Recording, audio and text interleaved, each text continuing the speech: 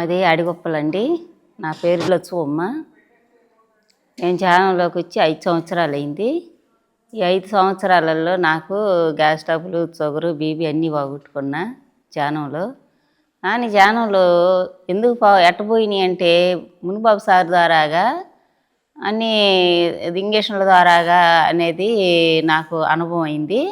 అనుభవం అయినాక ఒకరోజు ధ్యానం చేస్తుంటే ఒక చిన్న ట్యాబ్లెటు అది ఒక సాంబ్రాణి కడ్డీ ఊది కడ్డీలలో ఒక టాబ్లెట్ వచ్చింది.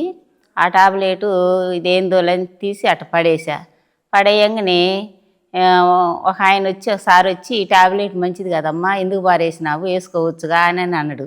అంటే ఏమో నాకు తెలియదు, పడేసినా అని అన్న. అనగానే సరే చూసుకుందామని అటు చూస్తున్న నెలకి ఒక పెక్కుర్తిలో గడ్డిలో దొరికింది ఆ టాబ్లెటు. ఆ టాబ్లెట్ తీసుకోబోయేళ్ళకి ఎగిరి అవతల పోయి పడ్డది.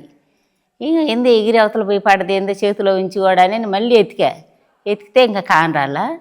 అది మనకు అవసరం లేదులే అని వదిలేసినాక గంటలు ధ్యానము, రోజుకి 8 గంటలు ధ్యానం చేసేదాన్ని. ఆ 8 గంటలలో నాకు అప్పుడు వచ్చింది ఏంటంటే సీతాకోక చిలుకలు కొన్ని కోట్లకి ఒక కొండలలో తిరుగుతుంటే ఏంది ఇంత మెరుతున్నాయి జీవులు అన్నీ చనిపోతున్నాయి కదా, కోస్తున్నారు కదా, ఈ ఆత్మలు అటు పోలేక ఇటు పోలేక తిరుగుతున్నాయి ఏంది అని అనుకున్నా. ధ్యానంలో కూర్చోగానే ఒక గొర్రె ఆకారంగా వచ్చింది ధ్యానంలో ముందుకి.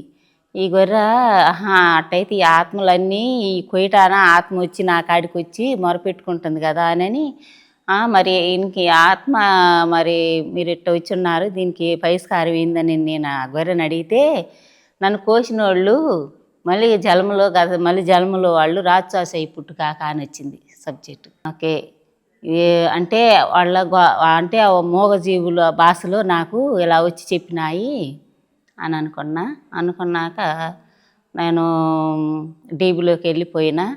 మళ్ళీ 2వ రోజు తర్వాత నేను ఎక్కడికి వెళ్ళిపోయినా ఏడన్నా నాకే తెలియదు. అప్పుడు బాగా ఇక్కడ త్రాడై తిరుగుతుంది ఏగాల, ఏంది ఒళ్ళంతా వచ్చేసరికి ఏంది ఇట్ట వస్తుంది, ఏంది అసలు మాట్లాడటానికి అడుగేయటానికి కూడా నాకు రాట్ల అడుగు, ఏంది ఇట్ట ఉంటుంది ఏందని మేడానికి ఫోన్ చేపిస్తే, నీకు 3వ నేత్రం తెచ్చుకోవటానికి రెడీలో ఉండాది అని చెప్పేసింది. సరేలే అని నేను ఇంకప్పుడు 1:30-2గా వచ్చింది. అన్నం తినలా, టిఫిన్ చేసి వచ్చా. ఇంటికి పోయి అన్నం తిన్నాను, మళ్ళీ వచ్చినా కూడా మేడం అన్నది, ఆత్మగా శరీరం కాదు ఆత్మ అనుకో, అప్పుడు నీకు తగ్గిద్ది అని అన్నది. అట్ట అనుకోగానే తగ్గినా కానీ ఇక్కడ తిరిగేది ఆగలేదు. ఆ స్నానం చేయగాక ఆడ మొహం రుద్దుకోగాక అన్నది మేడం. ఓకే అని ఆ స్నానం కూడా చేయకుండా మర్చిపోయి ఆంతిని పనుకున్న భయం వేసి. మర్నాడు ఇంకా లేచి స్నానం చేద్దామని ఇంకా గుర్తు లేక బాగా ముఖం రుద్దుకుంటునేసరికి బయటకు వచ్చి ఒకరి ముఖాన్ని బొట్టు పెట్టుకొని నేను తులసి పూజ చేసుకుంటా. అక్కడి నుంచి ఇక్కడ బొట్టు పెట్టుకునే కాడ సన్న జ్యోతిలాగా సూర్యభవానికి అడిగిపోయింది. అనుభవం అలా వచ్చింది సారు.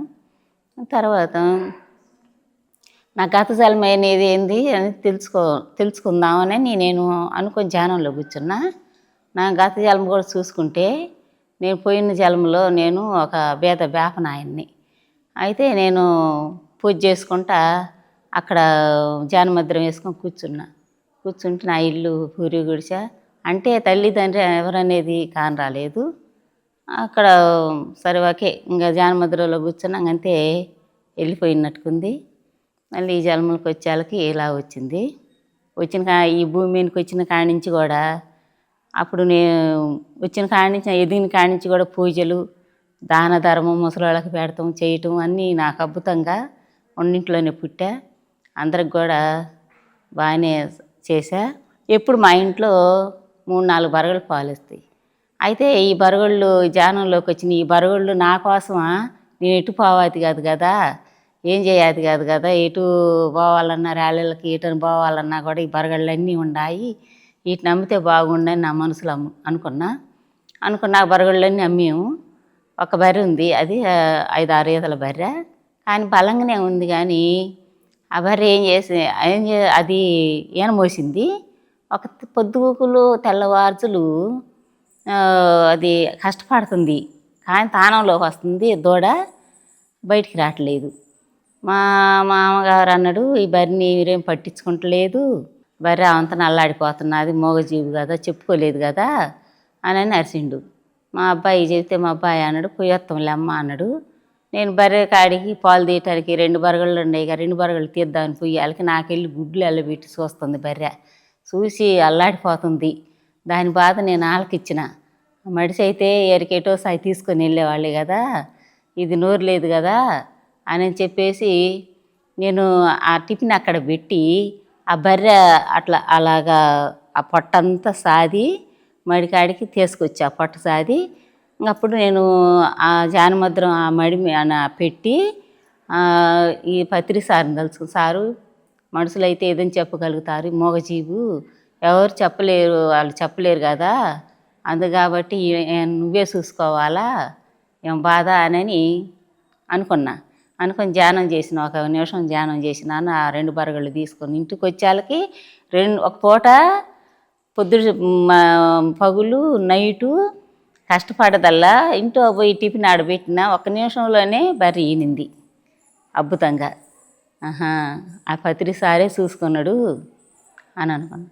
ఈ గత జన్మలలో అంటే ఇవన్నీ ఎలా వస్తున్నాయా ఏందనేది మళ్ళీ ఆలోచన చేసేదాన్ని.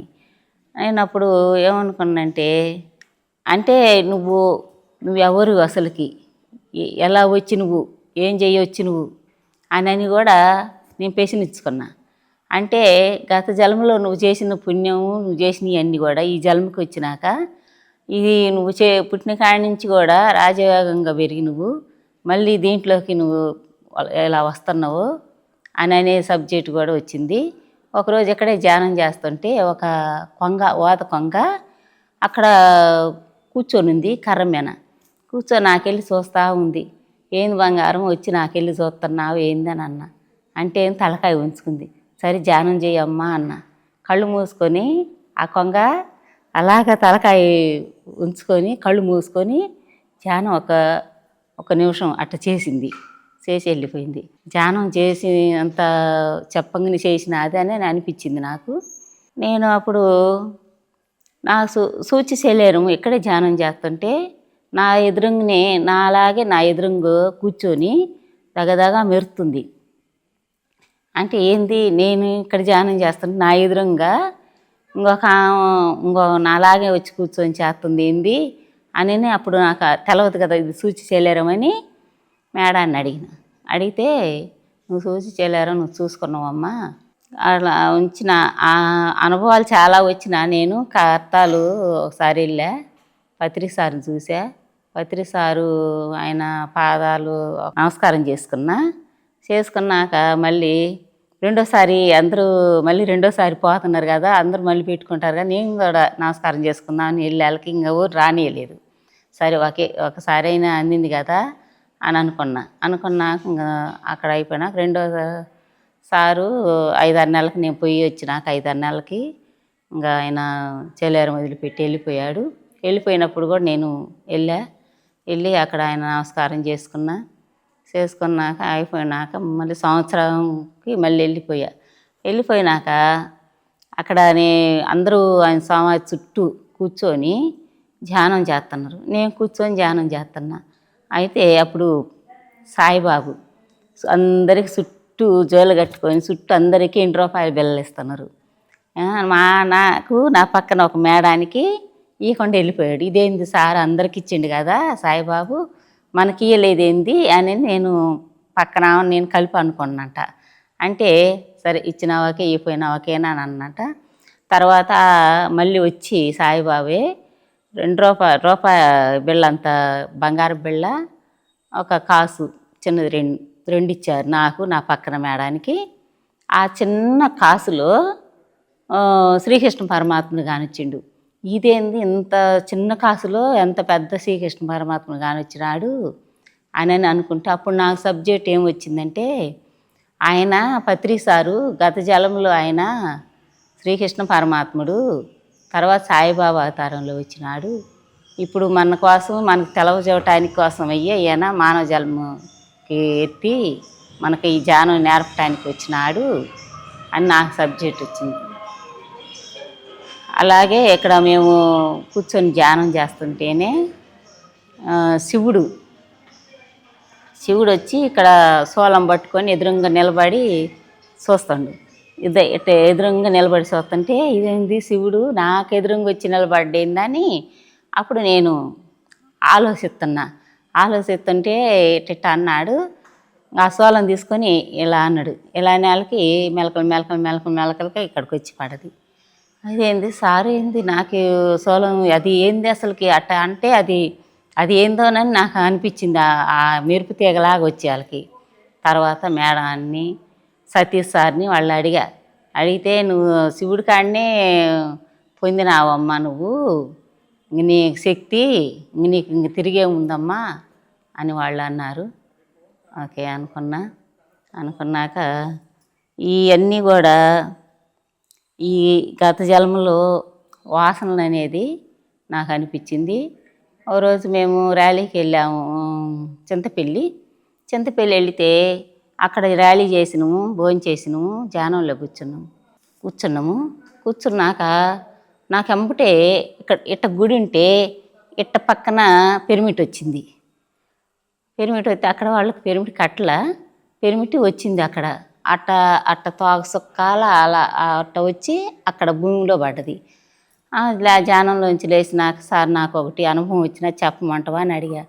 అంటే ఎక్కడమ్మా ఏందమ్మా అంటేను అలా నుంచి అట్ట తోక సుక్కాలు వచ్చి అక్కడ పడ్డది, ఆడ పిరమిడ్ వచ్చినది అన్న. అనగానే ఎక్కడమ్మా అంటే అది అక్కడే అన్న. సరేలే అన్నారు. తర్వాత ఒక సంవత్సరం లోపుల్లోనే ఆడ భూమి పూజ చేసేటానికి పిరమిడ్ కడటానికి భూమి ప్రతిష్ఠ చేస్తున్నారు. చేస్తే మేము కూడా 2 ఆటోలకి వెళ్ళాము. కానీ నాకు వచ్చింది ఎక్కడైతే వాళ్ళు దేవమూలన అటు తీసి అక్కడ చేశారు, శంకుస్థాపన చేశారు. అక్కడే మోకాట్లోకి నీళ్ళు ఉండే వాళ్ళు శంకుస్థాపన చేసే దాంట్లో ఆ గొంతలు. ఇదేంది నాకు వచ్చింది ఇక్కడ కదా, వాళ్ళు ఏంది అక్కడ చేశారేందా అని అనుకున్నాను నా మతిలో. సరే ఓకే, నాకు వచ్చింది ఏమైనా తప్ప లేకుంటే వాళ్ళు ఏమైనా సిద్ధాంతులు తీసుకొచ్చి చూపించుకున్నారా, సరే ఏదైనా ఓకే అనుకున్నాను మేలకుండా. తర్వాత వాళ్ళు ఇది కాదు అని అప్పుడు నేను ఎక్కడ పాయింట్ చెప్పినో అక్కడే పిరమిడ్ వచ్చింది. తర్వాత మేము మళ్ళీ ఒకసారి వెళ్ళాళ్ళకి ఎక్కడ నేను చెప్పినా అక్కడే పిరమిడ్ వచ్చింది అని అప్పుడు అనుకున్నా. అది తీసింది కాదు, నేను చెప్పిన కానీ పిరమిడ్ వచ్చింది అని నాకు అనిపించింది. ఇవన్నీ కూడా మనము ఆజాతిగా ఉన్నప్పుడు అన్నీ మేము కూడా 40 రోజులు బద్రీ కేదారం ఇవన్నీ కూడా తిరిగి వచ్చినాము. 40 రోజులు అయ్యప్ప స్వామి మాల వేసుకున్నా పోయి వచ్చినాము 3 మాటలు. ఏ చేసినా అప్పుడు చేసేటప్పుడు ఆనందంగానే ఉంది, కానీ తర్వాత మళ్ళీ ఎప్పుడు కష్టాలే కానీ అప్పుడైనా వదిలిపెట్టలే. ఈ ధ్యానంలోకి వచ్చినాక ఇంటింటి ధ్యానం పెట్టుకుంటుంటే నైట్ పెట్టుకుంటుంటే 12 ఆ మధ్యలో అయ్యేది. ఇంటికి పోతే మా సారు తలుపు తీయపోయేవాడు, తీయమంటే నేనే పోతున్నాని. సరే 2 మాటలు పిలిచా. 3వసారి నువ్వు తెత్తవా లాంటి పిరమిడ్లో పోయి పనుకునేనా అని అనగానే అప్పుడు లేచి తీసేవాడు. అని అట్ట కొన్నాళ్ళు నన్ను నువ్వు ఏది చేసినా ధ్యానం నేను మానుకోను, నువ్వు నీ ఇష్టం వస్తా అంటే రా, లేకుంటే లేదు, నీ ఇష్టం అది అని అనుకున్నా. క్లాసులైనా కూడా పోయేవాళ్ళమి. మాచర్ల క్లాస్ ఉంది, వెళ్ళాము. నేను వస్తావా, నేను పోతున్నానంటే నేను చేనికి పోయి వస్తాలే అన్నాడు. తర్వాత ఏమనుకుండో నాకు తెలియదు, నా గురించి అయితే మటుకు ఆయన చేనికి పోయి మేడం సారోళ్ళు వస్తుంటే వాళ్ళ అంపటి వచ్చిండు. ఏమనుకుండో ఏమో తెలియదు, కానీ ఇంకా ఇటు రోడ్డు ఉంటే ఎటుబడి పక్కకు పోతుండు. ఏంది ఇట్లా పోతుండు, ఏంది నేను ఇట్లా ఆగుతుంటే ఆయన అట్లా పోతుండు, ఏంది అట్లా పోతున్నావు ఏందనంటే ఏమో నాకు తెలవట్లా, నా తలకాయ తిరుగుతుంది, తెలవట్లేదు అంటాడు. నేల పెడస కడుతున్నా అంటాడు. సరే ఓకేనని అక్కడ బండి కాడ జ్యూస్ ఇప్పించి మళ్ళీ నేను ర్యాలీ చేసుకుంటా, మా సార్ని చూసుకుంటా అక్కడ చేసినాక 2 మాటలు జ్యూస్ ఇప్పించిన అవన్నీ చేసినాక ఇంటికి వచ్చినాక నేను హాస్పిటల్కి పోవాలా, నాకు అసలు బాగుంటలేదు అండు. సరేలేని మళ్ళీ ఇంటికి వచ్చినాక ఆయనకి ధ్యానం చేసి ఆయన పొట్ట కాడి నుంచి ఇటు సాధన చేసినాక ఒక పావు గంటకి నాకు బాగుంది మేడం, నాకు బాగుండాది, నిన్ను అనుకోవటం ఏదైనా నాకు పాపమేను అని అప్పుడు అన్నాడు. అంటే ఏమనుకున్నా నా గురించి అన్న అంటేను నేను చెప్పను కానీ నాకు అది మటుకు నాకు నిన్నంటే నాకు కర్మలు తగలటమేను అని అన్నాడు. సరే ఓకే చెబితే చెప్పు, లేకట్లేదు, నాకు అవసరం లేదు అనుకున్నా. ఇప్పుడు మా సారు కూడా అద్భుతంగా ధ్యానంలోకి వచ్చిండు. నా కాడికి ఎక్కువ 3 కాడి నుంచి ధ్యానం చేస్తాడు నైటు, తెల్లారి 6 దాకా చేస్తాడు. ఇప్పుడు అద్భుతంగా ఇక్కడ సేవ చేయటానికైనా ఏది చేయటానికైనా రెడీగానే ఉంటాడు. నేను నా షాప్ గుంటూరు మందులో ఆడుకుంటున్నా. గుంటూరు మందులో ఆడుకుంటుంటే నాకు అన్ని తగ్గి అంతకుముందు వాడుకునేదాన్ని, ధ్యానంలోకి వచ్చి నాకు వాడుకుంటలేదు. ఈ మనం నెలకి 5,000 దాకా పెడుతున్నాం కదా, మరి నేను బుద్ధుడి బొమ్మ తెద్దాం అనుకున్నాను, డబ్బులు ఎత్తావని మా సార్ అడిగా. నీ కాడుండేగా నువ్వు పెట్టుకుని నేను ఈయన అన్నాడు. సరే ఓకే అదే అనికే నువ్వు ఒప్పుకున్నావు కదా అని 20,000 పెట్టి బుద్ధుడి బొమ్మ తీసుకొచ్చా. మరి ఈ తలుపులు లేవంటే కూడా 1,00,000 రూపాయల తలుపులకి ఇచ్చిన. ఆ గిట్లన్నీ కడుతుంటే 3,000 ట్రక్కు ఉసికిచ్చా. అంటే ఇవన్నీ కూడా అంటే ఆ ఎదుగుదలలో మనం పర్ఫెక్ట్గా ఉండాలి.